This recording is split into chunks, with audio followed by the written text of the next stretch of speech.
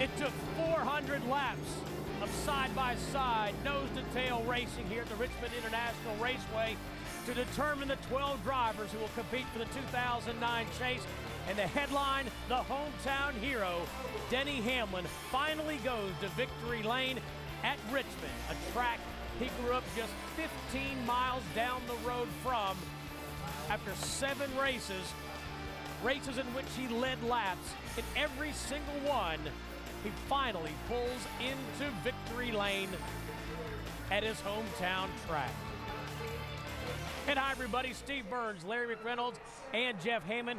Aside from the big headline of Denny Hamlin winning here at Richmond, the story is who's out and who's in. And can you imagine, and we said this all week long, that Kyle Busch, Brian Vickers, one of those guys could come here and have a solid top 5 finish and still not get in, and that's exactly what happened. The 18-car Kyle Busch finishes 5th, one of his best runs in a while, aside from the win at Bristol, but he's on the outside still looking in. And Jeff, Matt Kenseth came in here 12th in points, struggled all night long, one of 2 drivers to make the chase every single year since its inception in 2004, the other being Jimmy Johnson. Matt Kenseth doesn't make it. But Steve, he talked about it himself. We haven't been performing like a championship team. I'm surprised we're here. And I think tonight shows again why they're not going to be in the chase next weekend. They did not perform like they needed to. They came in with a little bit of a cushion. They didn't get it done. But the guys in the 83 team, they showed that since Michigan, they've been on a roll, and they finished it off tonight by coming home with a really strong finish when it mattered and put themselves, they raced their way into the chase. And Jeff, Denny Hamlin had already clinched, and he tops it off with a win here at Richmond. Let's take a look at the new points. And remember, they reset. All 12 of those drivers get 5,000 points. Jeff, Larry, you see Mark Martin, 5,040. He's your points leader. 10 points per win for Martin going into New Hampshire. Those bonus points were huge because Mark, he was at the bottom of basically this list a week ago. Now all of a sudden he's leading the points going into Loudon, but you better watch out for those guys like the 14, 48, especially the 11. They come in with some momentum, and they're going to be tough, I think, early on. 40 points is not a big deal. And how about Tony Stewart over a 200-point lead coming in here? Now he goes to Loudon 10 points behind. That's what the chase is all about, though. Well, Wendy Venturini standing by with a disappointed Matt Kenseth. It came down to 38 points with Matt Kenseth. Matt, you said you were going to approach this race just like every other one. Unfortunately, 38 points short, but you have 10 more races to move forward and learn for 2010.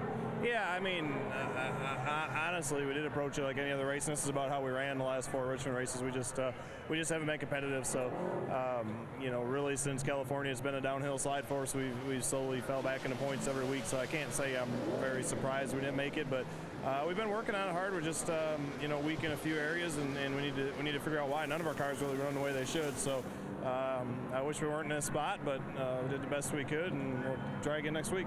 I've heard you say that you have guys on this team that are championship caliber team. What do you do these last 10 races to try and work on that for the future?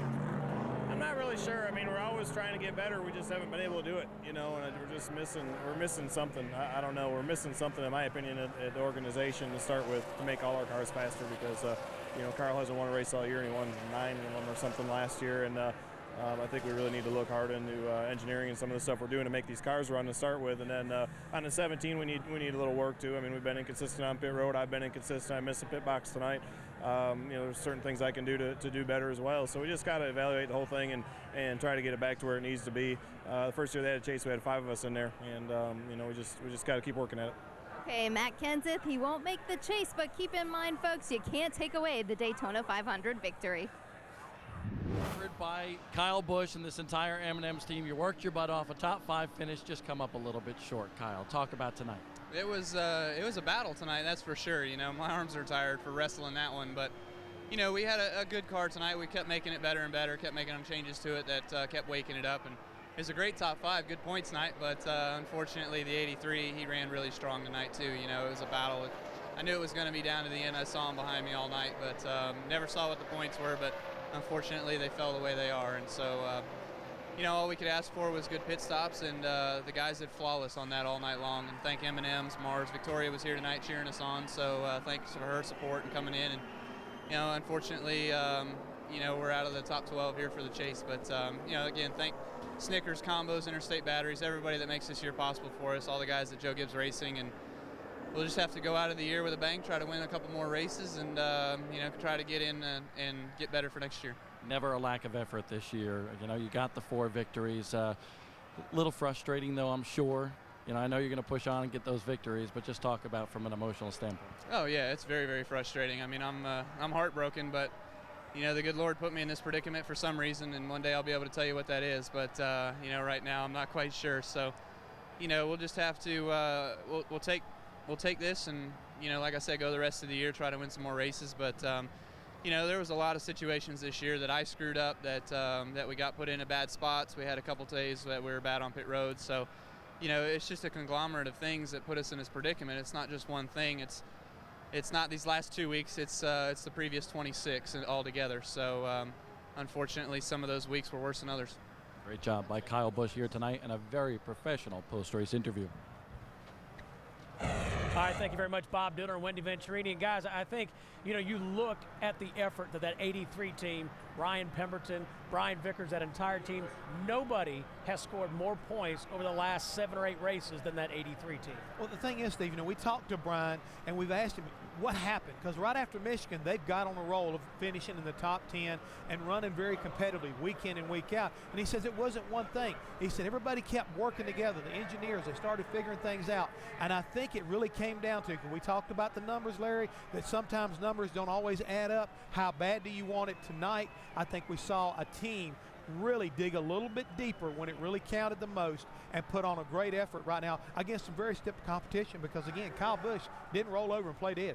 No, when you look at the short tracks, Richmond, Martinsville, and Bristol, the 83 team in Brian Vickers, they have not had a top 10 finish in 16 races, but they got it tonight. I know we had 26 races to get here. There's going to be a lot of moments that they'll reflect on, but to me, the 2 defining moments was a few weeks ago when Ryan Pemberton made the call at Michigan to stretch the fuel, and they made it. But the real defining moment happened on pit road last week at Atlanta when they changed a broken left rear axle and kept that 83 car on the lead lap to get a top 10 finish. That's what kept them in the hunt of the chase. That could have been easily a championship move right there, guys. I mean, the way I look at it, that move alone could have been the defining moment. If this guy goes on and challenges for the chase for the championship this year like it looks like he's going to be, that team, that moment could have been defining. Lots more to come here on Victory Lane. Denny Hamlin will join us. And also, don't forget John Roberts, Kenny Wallace, and Mr. Excitement, Jimmy Spencer, will join us. They're setting up to talk to the drivers in the 2009 chase. NASCAR Victory Lane is presented by Travelodge, Recreate, Hibernate. Brought to you in part by Ford. Different is good. Drive the difference at your local Ford or Lincoln Mercury dealer. And by NASCAR Banking, only from Bank of America. Your debit card, your credit card, your driver. Learn more at a Bank of America Banking Center today.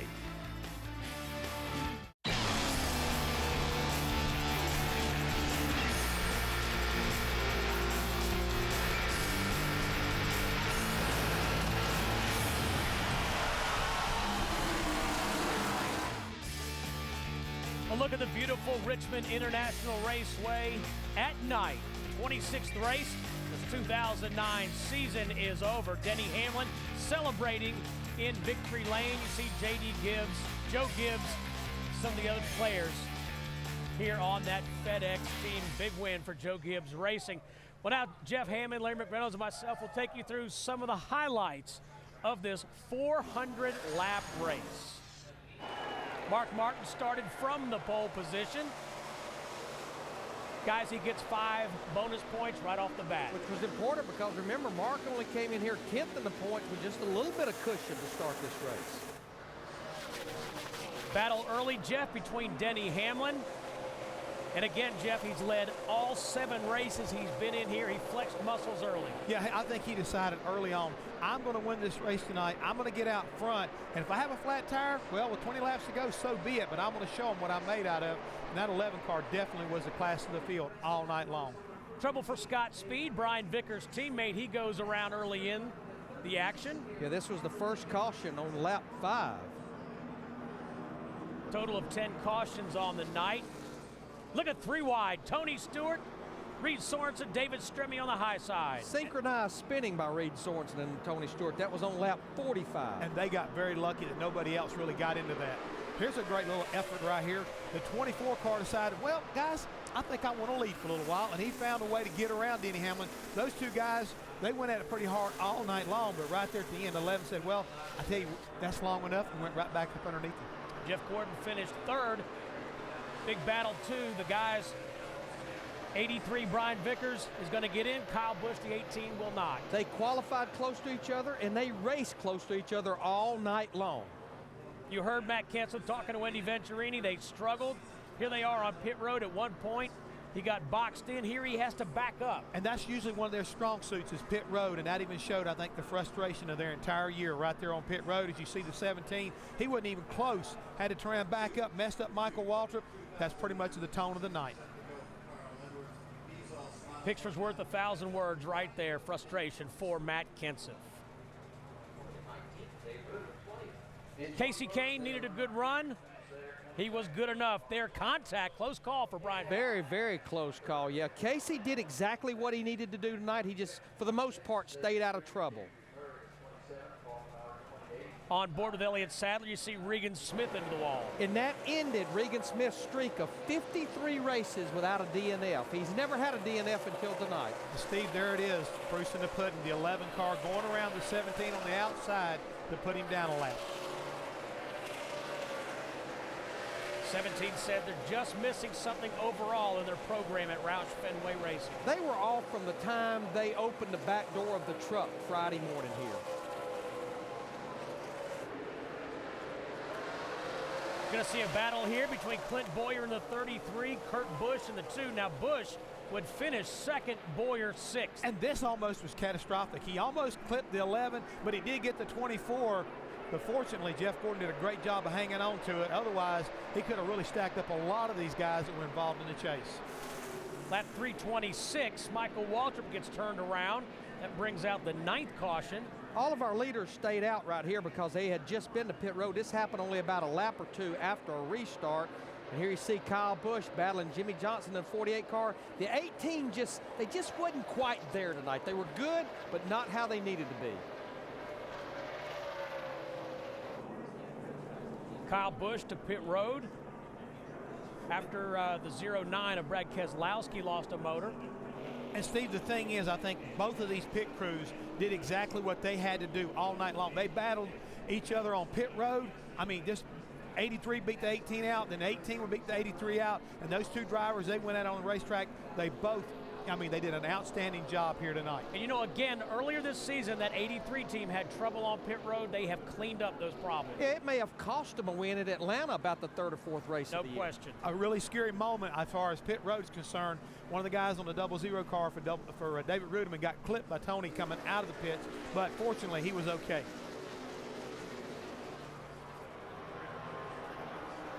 To me, Steve, this is one of the most intense part of the races. With less than 20 laps to go, 83 trying to get around Sam Horner's 4th position, and you can see right in front of him was the 18. He needed to get that position just in case Kyle Busch got around Mark Martin. He would have put him out of the chase, but he was able to finally pass him after some really intense racing. Yeah, if the 77 and 29 gets around Vickers right there, the 83 and the 18 end up in a tie. Kyle Busch would have won the tiebreak. By virtue of more wins. Brian Vickers ends up finishing 7th, and that's just good enough because it was 2 spots behind Kyle Busch. But there's the man of the hour, isn't it, Steve? Yes, sir. Checkered flag for Denny Hamlin. And, you know, on trackside a couple years ago, Larry Mack, I think you sat up in those grandstands with Denny, and he talked about what it was like to buy a ticket and come with his family and watch the races here. Wasn't that many years ago. No, sir. So there's a look at your top 10. Good run by Sam Hornish. No doubt overshadowed by the drivers trying to get in the chase, but a good run for that 77 team. You see a lot of guys right there with the Chase logo beside them telling you they're locked in. They'll be starting really battle next week at Loudon. See Greg Biffle there. Remember, he came in here 11th in the points. Just a nice, solid run, enough to get him into this chase. Dale Earnhardt Jr. All the Hendrick cars ran well tonight. Dale Earnhardt Jr. just off all night long. And further down through the field of the Chevy Rock and Roll 400, you see Michael Waltrip. Caution late in the race. He winds up 32nd. Martin Truex Jr. qualified on the outside of the front row, had his problems, cut a right front tire down in the garage area. Let's take a look at the point standings after 26 races. And again, you saw the points recalibrated to reflect the chase points. This is what it would look like if we weren't readjusting. Recalibrated. Tony Stewart would still have a huge lead over Jeff Gordon, but guess Not what, anymore. guys? Not anymore. As you see right there, Martin will jump from 6th all the way to leading the points when we roll into Loudon next week.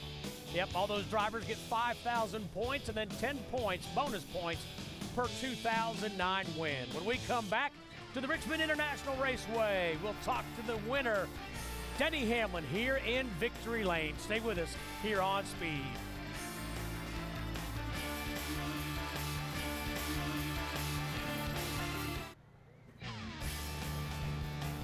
Well, the trophy says winner Chevy Rock and Roll 400. The Richmond International Raceway, a track that has so much history, so much tradition. It opened in 1953, and the most recent winner sits here, the hometown hero, Denny Hamlin. Congratulations. And Denny, Thank you. after so many times leading laps, 7 consecutive Sprint Cup races here, the heartbreak of leading 381 in May of 2008. So how does it feel to finally be in this prime real estate?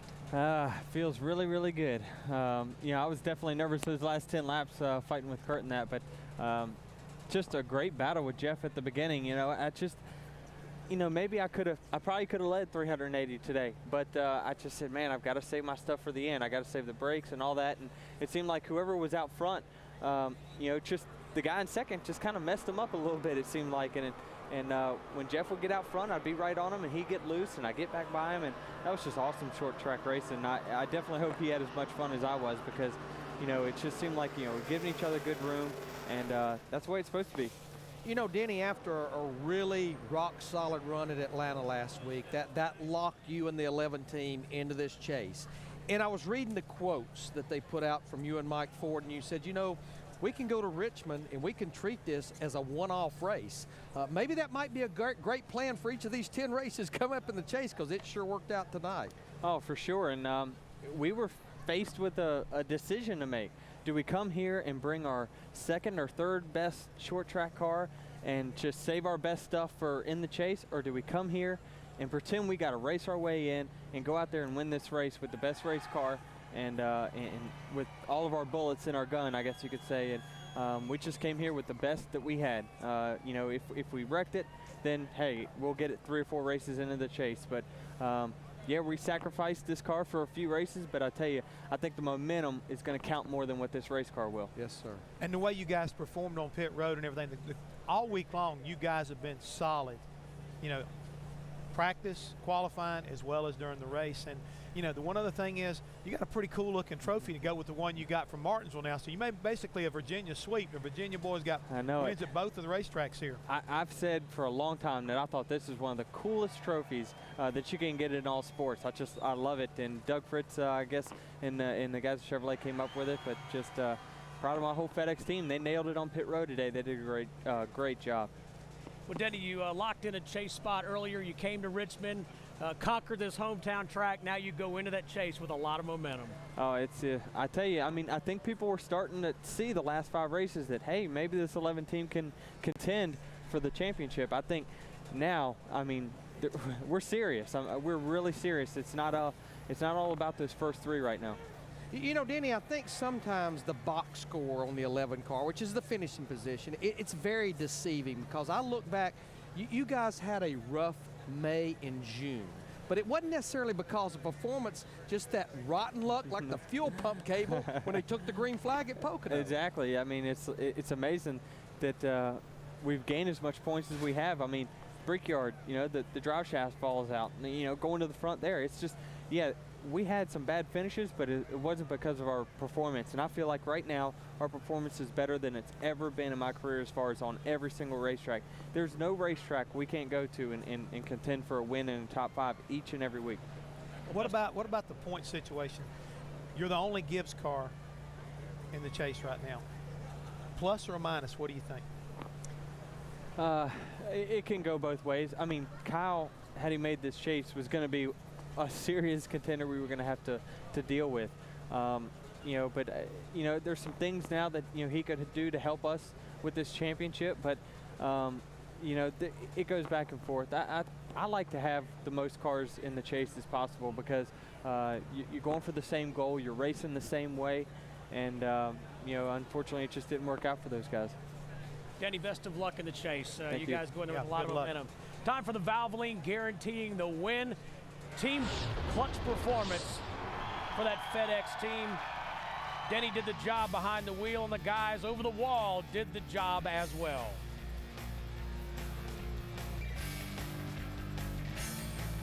So big win for Denny Hamlin. Let's go now to John Roberts. He's out at the chase stage.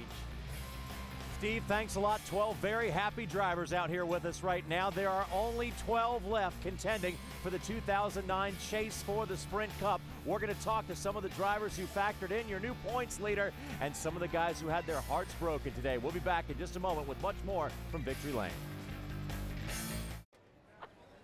A special thanks tonight to Denny Hamlin and congratulations from Bank of America. NASCAR banking only from Bank of America, and congratulations once again to Denny Hamlin, hometown hero, who took the checkered flag this evening at his hometown racetrack, the Richmond International Raceway. Now we also have to say congratulations to our new points leader, and that is Mark Martin by virtue of his 4 wins during the season. Mark, the pressure was on you not just to make the chase, but the fact that you wanted to make that chase after your team gave you 4 victories this year. You didn't want to leave those on the table. I wanted my team to be included in that elite group because they're just so awesome, and you know, I love them so much, and you know, they gave so much, so it's pretty sweet.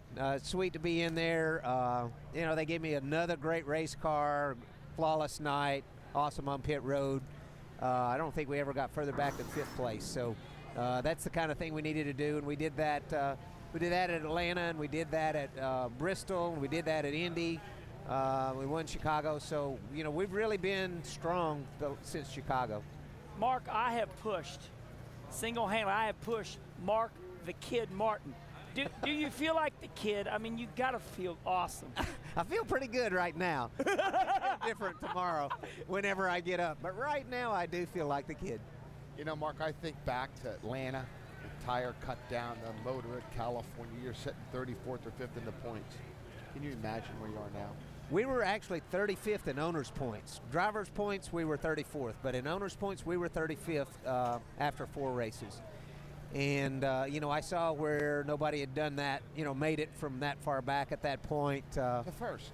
Yeah, well, that's pretty incredible. But I'm going to tell you something. Alan Gustafson never, ever doubted. Now, I did.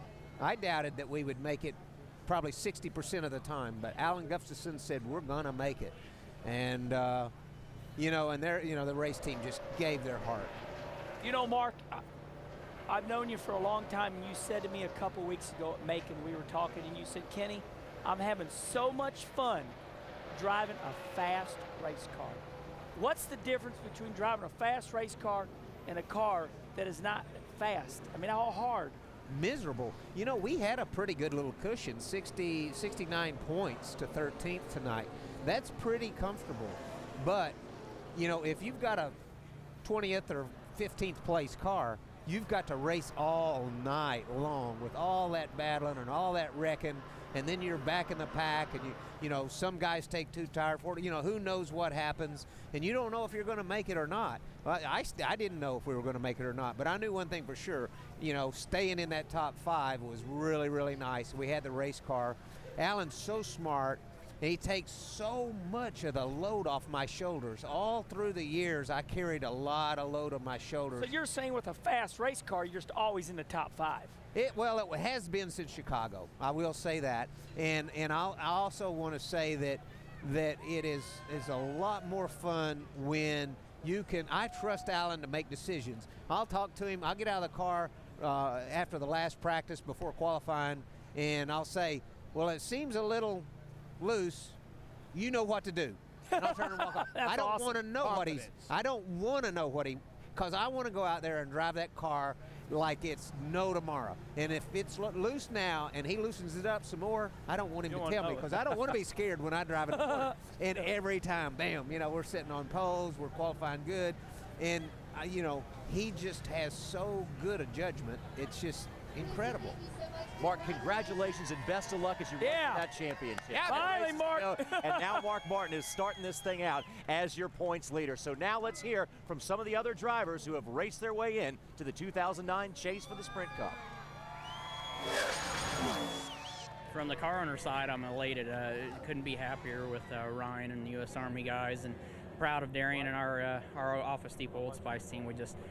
I wasn't very good tonight. I was the Achilles heel for this evening. I screwed up early in the race and got us behind, but you know, we mounted a charge and kept coming back. Just we never could get all the way there, but you know, I'm proud of Ryan. I mean, those guys did an awesome job. They did an awesome job all year. They just had to battle an uphill climb, and you know, he ran a smart race today and did what it took to get in. You know, we really had high hopes for this weekend, and just struggled through the race. The first couple runs were decent.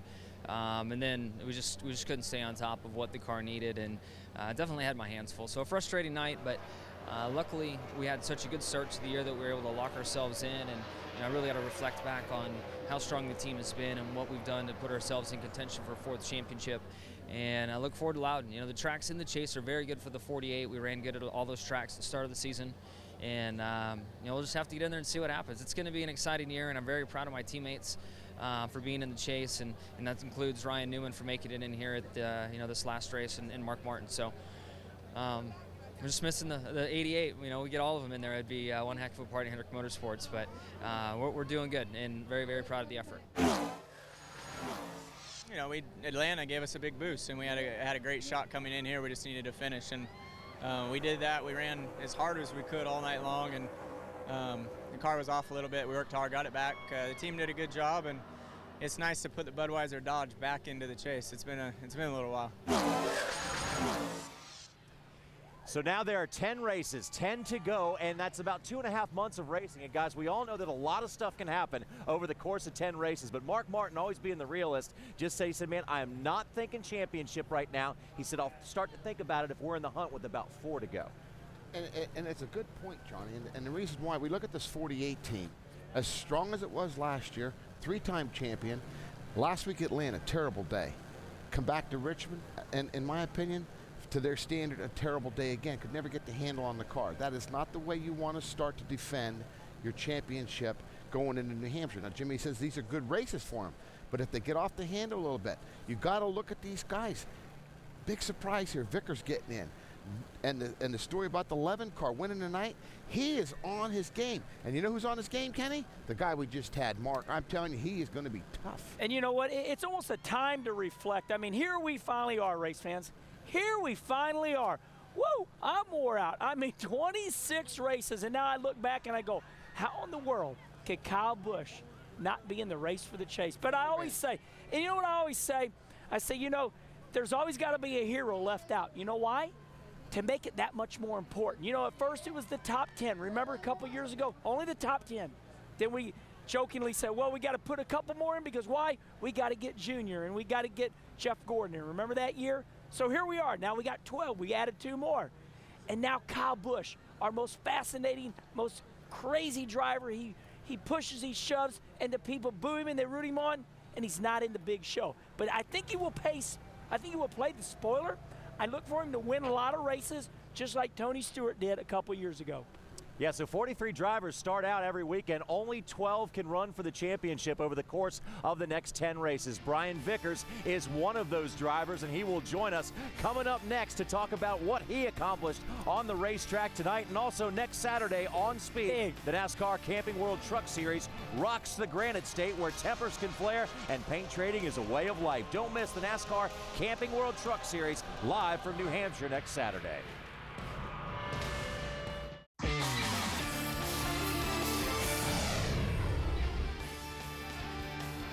Welcome back, everyone. The chase is now on. 26 down, 10 to go, and 12 drivers will be involved in this thing. There are 2 of them right now, and Brian Vickers is the man who pulled off what some people thought was an upset tonight. Maybe not one of your best tracks, but certainly one of your best races of your life.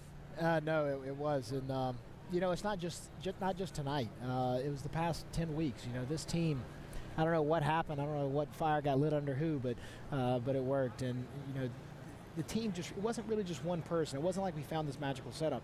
The team just really started to click and started to gel past 10, 12 weeks, and we've had some amazing runs. We've had, we've got our win and the polls and all that, but tonight was the, that was a tight one. Tonight was the race that sealed the deal, and everybody focuses on this event, but it was a lot more that led up to it. Last week, if I had to look at one magical event that got us in this chase, the guys changed that axle last week. Obviously we had a great effort. If we picked a night to run good at Richmond, it was tonight. If we picked a night to have one of the best cars we've ever had here, it was tonight.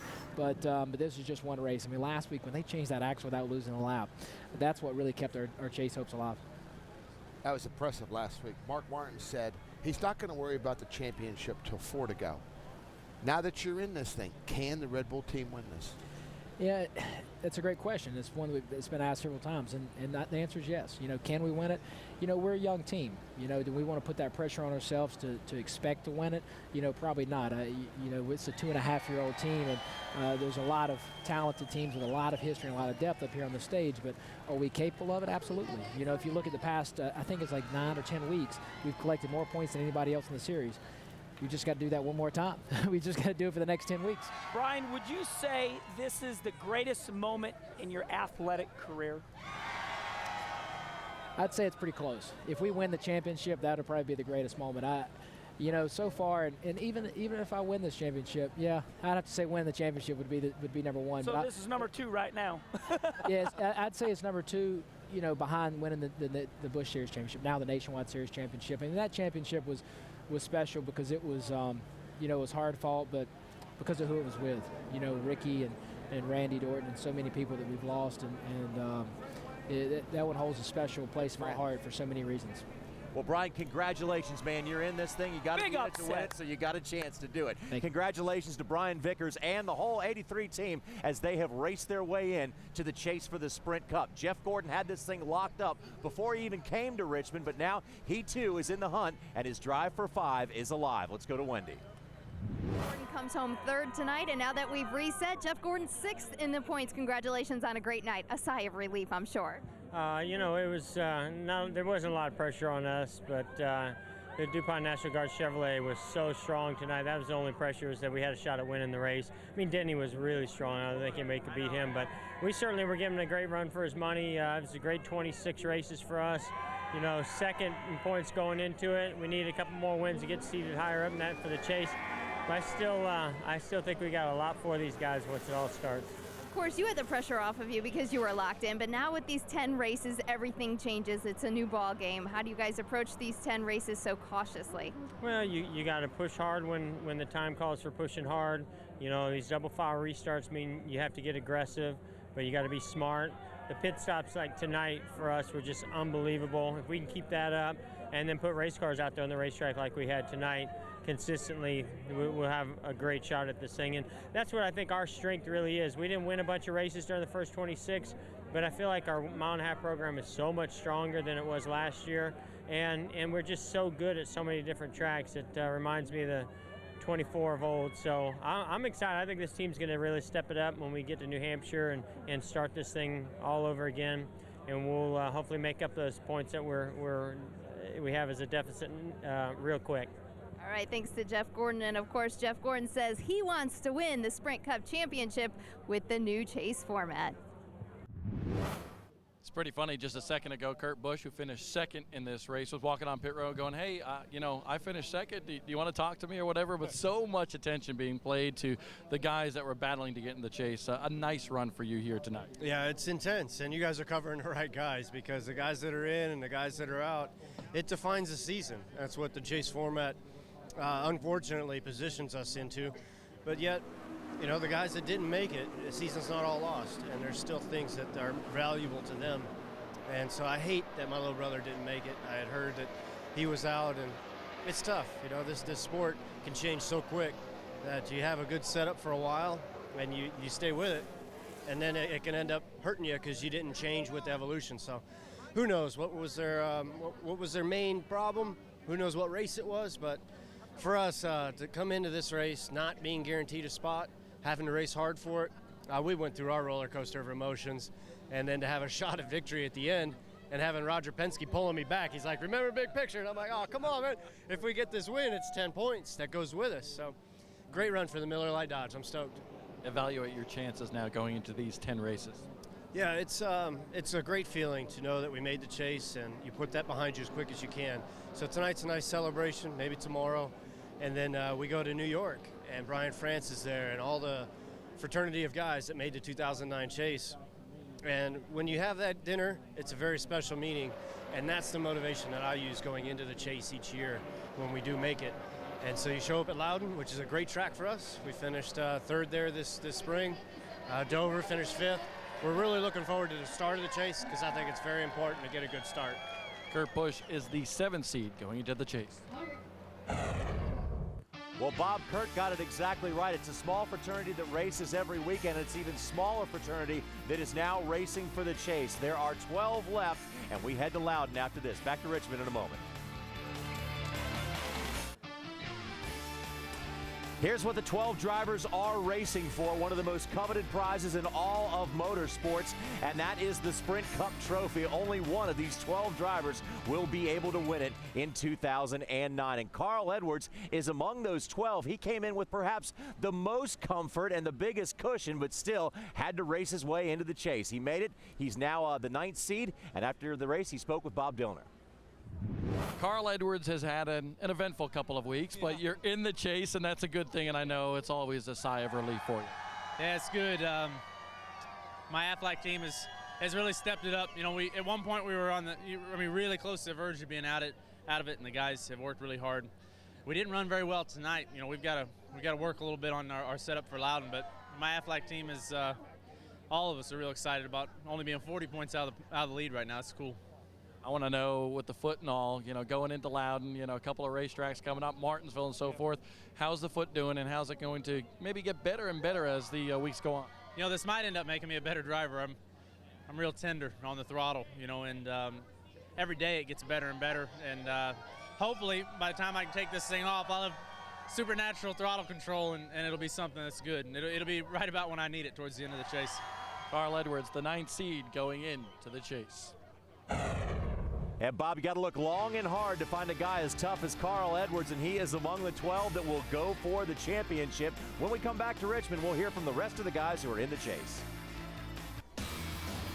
Be sure to catch This Week in NASCAR on Monday. We'll break down the Richmond race and the 2009 chase for the Sprint Cup. 3-time championship crew chief Chad Knaus and Jimmy Spencer will offer their analysis. The drama on the track will be intense. This Week in NASCAR, Monday at 8 Eastern, only on Speed. Welcome back, everyone, to Victory Lane. So far tonight, we've heard from most of the chase contenders. Now let's hear from the rest of the 2009 chase field. Just happy about being in. That's the biggest thing. We got to thank everybody at Stewart Haas Racing and U.S. Army, Haas Automation, Chevrolet Sprint. Everybody helps us out to do what we do. It's a great feeling after not making it so many years, and then to come to a new organization, new team, and a new group of people and make it in. It's awesome. And you know, the next 10 races are all about having fun. It's like we really can't lose anything. We got a lot to gain. Well, it's kind of a shiny cup, hopefully. You know, we raise our level every week, and I think this year has been a great year. I think Brian gave me great cars, and I think I used them well. So, you know, everybody in the Target team done an amazing job all year, and, you know, right now is, you know, make sure we get good stops, make sure we got good qualifying. You know, my qualifying hasn't been that great the last couple of weeks, so I need to work on that a little bit, so we'll see. It's been so much pressure for this team. I'll tell you what, my guys just did a great job in the pits. I mean, if it wasn't for those guys, the pit bulls now they're called, over the wall, I wouldn't be standing here. I wouldn't be 12th in points or 11th, and you know, they just did a great job. 4 spots every time I came in the pits. I'd gain 2 or 3, 4 spots, and our car just was off a little bit. But there again, you know, we could run in the top 10, top 12, and that's, you know, that's our MO for here. We need to get better. But I'm glad to be, you know, run up there up front. Casey Kane and Greg Biffle among this year's chasers. And guys, let's face it, once you're in it, you can win it. But we got an advantage of some of these guys with the wins. Mark Martin particularly comes in now with a 10-point advantage, first in points. But what do you think up and down the field? Are there 12 teams that can win it, or is it only a handful? No, I don't think there's 12 teams can win it, and I tell you why, Johnny. I look back to last year, the guys that really dominated this, Carl and Jimmy, and then Kyle Busch. We don't see any clear-cut guy saying, you know what, this is the guy to beat. Mark Martin's got 4 wins. Then we've got 3, 2, 2, 1. Roush isn't where it needs to be. We see Matt Kenseth drop out tonight. We see Biffle and Carl. Carl's not been strong, hasn't won a race this year, won 8 last year. You know, Kenny, I think when you really look at this thing, you really got to lean towards the Hendrick bunch. And, you know, possibly the favorite right now has to be the 5 car. And you know what? Spence, you did a good job leading me to what I want to say. And then there was only one. And then there was only one. You say, what? Hey, the Biff. There's the Biff. Hey, hold on, Biff made it. Biff, and let me tell you something. What's great is that you don't got to respond to this, but we're talking about where we're at. Last year, you know, we don't know how you're going to do. You go to Loudon, you win. You go to Dover, you're going to win. And that's right where we're at right now. You're only a prop. They won't let you talk, so stay here with me. But you know what? We say there's only one. I say it for the 3rd time. And what I mean by that is, you know, since the inception of the chase, Matt the Brat Kenseth and Jimmy Johnson, the only 2 drivers to make them all. Now Matt falls out. So now Jimmy Johnson is the only driver in the history of the chase to make them all. Look, Matt's gone. Kyle Busch is gone. Kevin Harvick's gone. Dale Jr. is gone. We are in a new era, and it just tells you how tough this sport is. The Biff! The Biff is back along with the pit bulls as well. Way to go, Biff. Good job. He's Greg. one of 12. It's going to be going for this championship, and who knows what might happen. You got to be in it to win it, and there are 12 in it now. Back to Victory Lane for a final word in a moment. NASCAR Victory Lane is presented by Travelodge, Recreate, Hibernate. Brought to you in part by Wrangler, proud sponsor of Dale Earnhardt Jr. Wrangler, real, comfortable jeans. And by the U.S. Army. There's strong, then there's Army Strong. See strength like no other at GoArmy.com.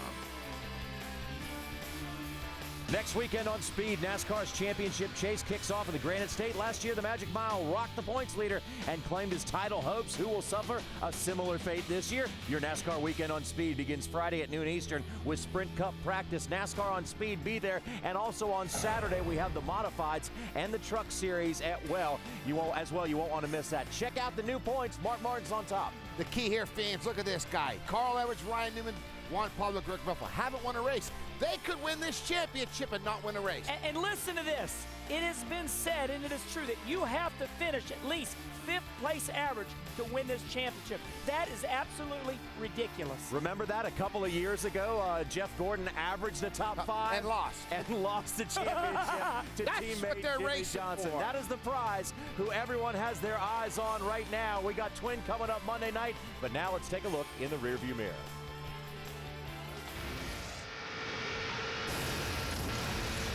Here we are at Richmond International Raceway. It all comes down to this one race of wide open or nothing. Watch out. Don't act new what's going after you. You don't know what I'm talking about, do you? Yes, definitely. What type of advice do you need to give me? It's so hard to take you seriously with a mask on. Thank you all very much. What? So everybody who said, I can't drive because my foot's broken, forget it. 1, 2, 3, go get it! You know, hopefully we just have a good run. They come down for the green flag in Richmond. Denny Hamlin celebrating in Victory Lane. Feels really, really good.